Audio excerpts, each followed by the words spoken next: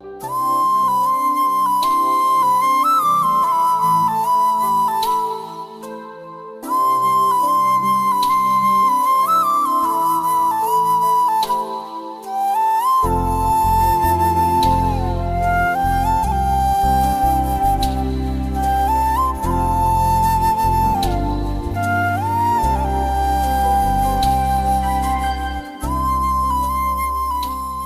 तो दीपावली है और मेरे पास तो एक भी पैसा नहीं है।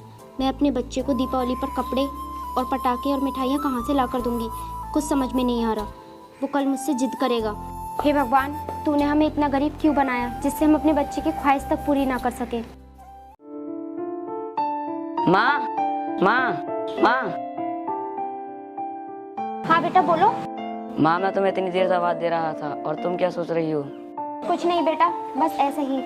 माँ, तुम्हें इतना तो पता ही होगा कि कल दीपावली आ रही है। मुझे नए कपड़े और पटाखे चाहिए। हाँ बेटा, मुझे पता है कि कल दीपावली है। माँ, मेरे दोस्त नए कपड़े और पटाखे लेकर आए हैं, आप मुझे भी दिलवा दो ना।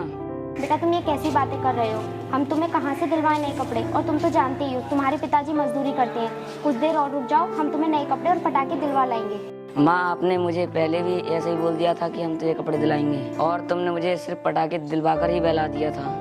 अच्छे बच्चे जिद नहीं करते और तुम्हें तो पता है तुम्हारे पिताजी की तबीयत ज्यादातर खराब रहती है और उनके इलाज में पैसा लगता रहता है। और बेटा तुम तो अच्छी तरह से जानती हो कि मैं सिर्फ एक ही घर में झाड़ू पोछा करने जाती हूँ, उसी घर से हमारा गुजारा चलता है। अगर बेटा तुम इसी तरह जिद करोगे तो तुम ही बताओ हम अपने घर का गुजारा कैसे करेंगे? अगर तुम पर मेरे खर्चे उठाए नहीं है तो तुमने मुझे पैदा ही क्यों किया? तुम्हारा हर बार का यही रोना धोना रहता है कि बेटा तेरे पिताजी बीमार हैं। शुक्र है ऊपर वाले का कि भगवान ने तुम्हें एक ही औलाद दी है। अगर तुम्हें दो देता तो तुम पर ढंग से खाना भी न खिलाया था। बेटा भगवान हमारी किस्मत में सुख लिखना भूल गया, इसीलिए तू इतना बोल रहा है। बेटा ये लफ्ज तुम नहीं बोल रहे हो, ये लफ्ज हमारी गरीबी बुलवा रही है। माँ, तुम अपनी ये बकवास बंद करो। मुझे कुछ नहीं पता, मुझे शाम तक नए कपड़े और पटाखे चाहिए। बेटा जिस दिन तुम अपने पैरों पे खड़े हो जाओगे ना, उस दिन ये लफ्ज तुम्हें धीरे धीरे सब समझ में आ जाएंगे कि मैं क्या बोल रही हूँ। माँ, मैं जिस दिन अपने पैरों पर खड़ा हो जाऊंगा तो मैं तुम्हारी तरह गरीब नहीं रहूंगा। माँ, मैं गरीब पैदा जरूर रहूँ लेकिन मरूंगा नहीं। अगर तुम गरीब हो तो इसका मतलब ये तो नहीं कि मैं भी गरीब रहूंगा। बेटा मैं दिल से दुआ करती हूँ कि तेरी हर तमन्ना पूरी हो जाए। बेटा अब मेरे काम पे जाने का टाइम हो गया है, तुम घर पर ही रहना, कहीं मत जाना। और मैं तुमसे वादा करती हूँ मैं तुम्हारे लिए नए कपड़े और पटाखे लेकर आऊंगी, ठीक है?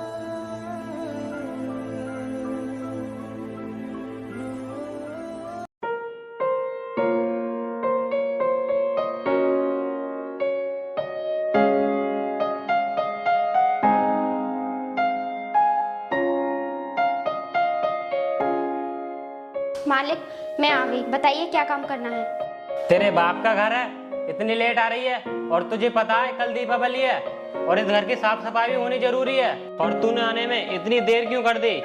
मालिक मुझे अपने घर पर भी काम करना होता है, इसलिए मैं लेट हो जाती हूँ। मैं एक काम करता हूँ, तुझे हमेशा के लिए छुट्टी दे देता हूँ, तू अपने घर पर रहकर काम करना। नहीं मालिक ऐसा मत करो, मेरा एक छोटा बच्चा भी है और मेरे पति बीमार रहते हैं, आप ही की वजह से तो मेरा घर चलता है। अगर तुझे यहाँ पर काम करना है तो टाइम पर आना होगा और मुझे रोना धोना बिल्कुल भी पसंद नहीं है, समझ गई तू? मालिक आज के बाद मैं तुम्हें शिकायत का मौका नहीं दूंगी और टाइम से भी आ जाया करूंगी। ठीक है, तुम इस घर की अच्छी तरह से साफ सफाई कर दो। ठीक है मालिक, मैं अभी सब सफाई कर देती हूँ।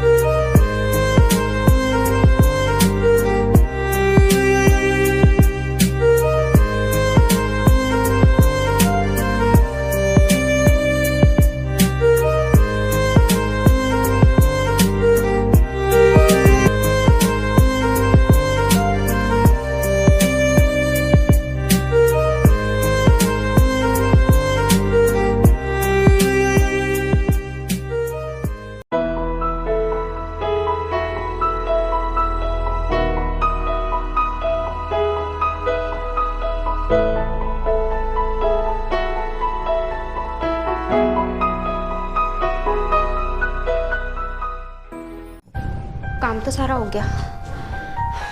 मेरा बेटा पटाखों के लिए और कपड़ों के लिए जिद कर रहा था। ऐसा करती हूँ, मालिक से पैसे मांग लेती हूँ, फिर मैं उसके लिए पटाखे और कपड़े ले जाऊंगी। मालिक, कल दीपावली है और मेरा बेटा पटाखों के लिए और कपड़ों के लिए जिद कर रहा था, तो आप मुझे कुछ पैसे दे दीजिए। क्या तुझे पैसे चाहिए? हमने अभी तक अपने घर के लिए एक दीपक भी नहीं खरीदा और तुझे पैसे दे दूं? मालिक, आप खरीदते रहना, पर मुझे तो मेरे काम के पैसे दे दो। तुझे ज्यादा जल्दी हो रही है सामान खरीदने की। जब तक हम अपने घर का सामान नहीं खरीद लेते तुझे एक भी पैसा नहीं मिलेगा, समझ गई? मालिक, मैं आपसे भीख नहीं मांग रही हूँ, मैंने जो आपके यहाँ काम किया है उसके पैसे मांग रही हूँ। अब तेरी इतनी हिम्मत हो गई, तुम मुझसे जवान लड़ाएगी? मालिक, इसमें जवान लड़ाने वाली क्या बात हो गई? मैं तो सिर्फ अपने काम के ही पैसे मांग रही हूँ।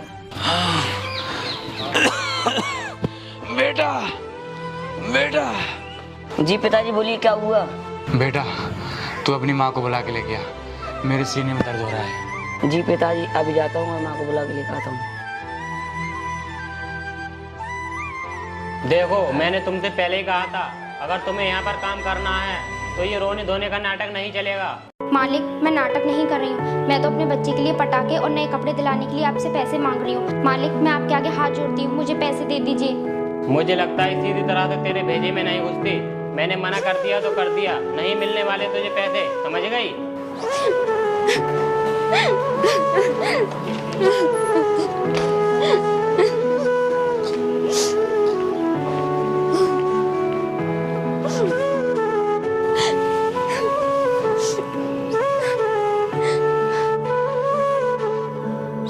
अरे क्या हुआ जी आपको? आप ऐसे क्यों कर रहे हैं? मेरे सीने में दर्द शुरू हो गया है और मुझे लगता है ये दर्द मेरी जान लेके रहेगा।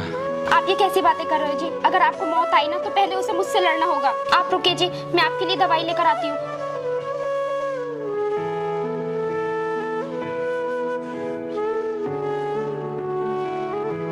ये लीजिए, आप दवाई खा लीजिए।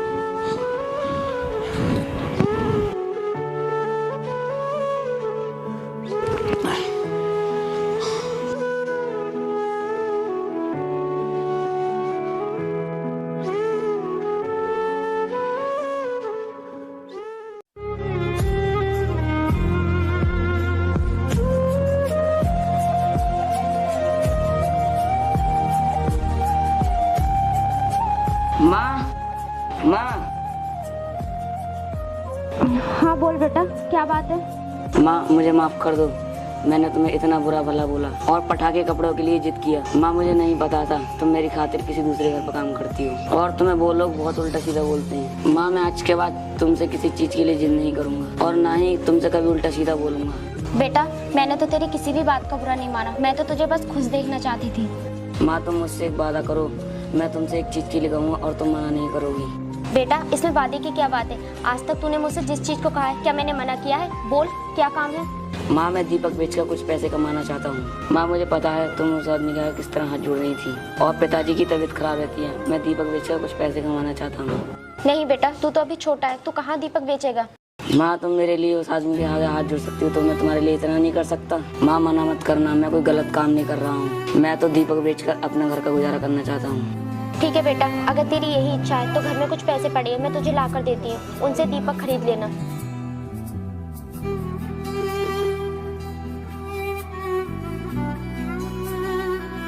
ये ले बेटा, और जरा संभाल कर बेचना, अमीर लोग बहुत खराब होते हैं। ठीक है माँ।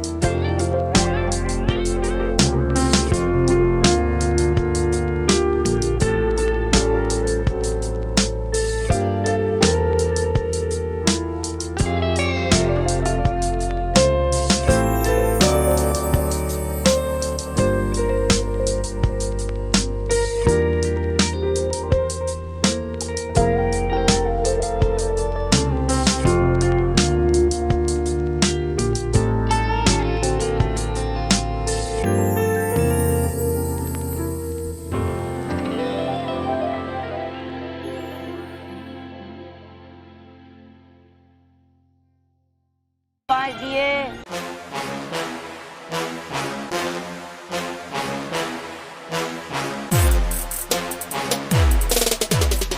दिए ले लो दिए, 10 के 5 दिए।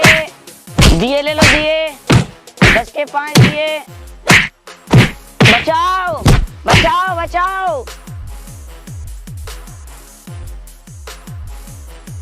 छोटू, तेरा बहुत बहुत धन्यवाद जो तूने मुझे इन गुंडों से बचा लिया, वरना तो ये मुझे जान से मार देते। तेरा ये एहसान मैं पूरी जिंदगी भर नहीं भूलूंगा।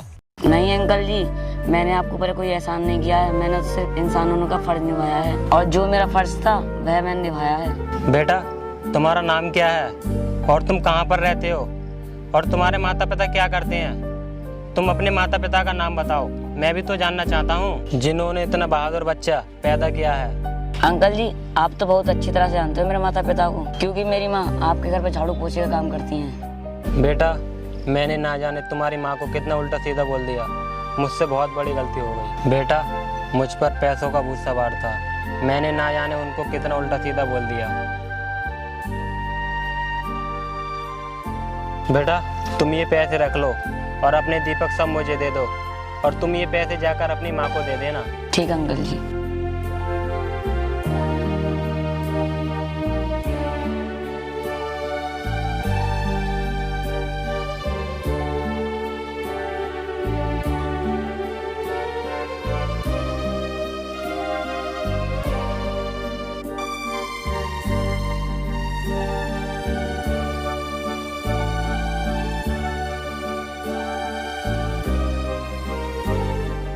ठीक है बेटा, अब मैं चलता हूँ। मेरी बीवी मेरा घर पर इंतजार कर रही होगी, और तुम भी अपने घर पर जाओ। ठीक है अंकल जी।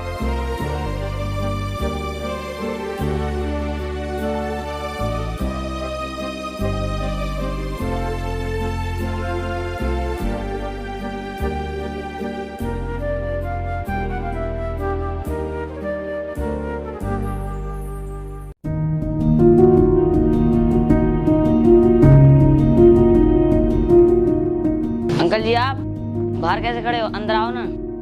माँ, देखो अपने घर पर कौन आया है।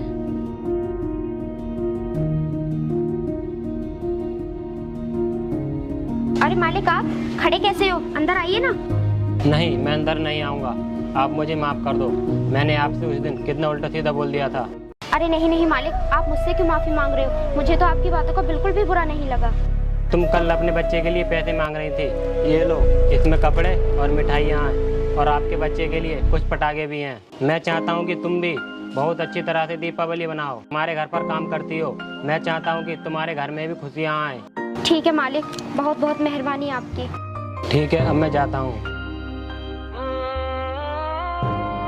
कितना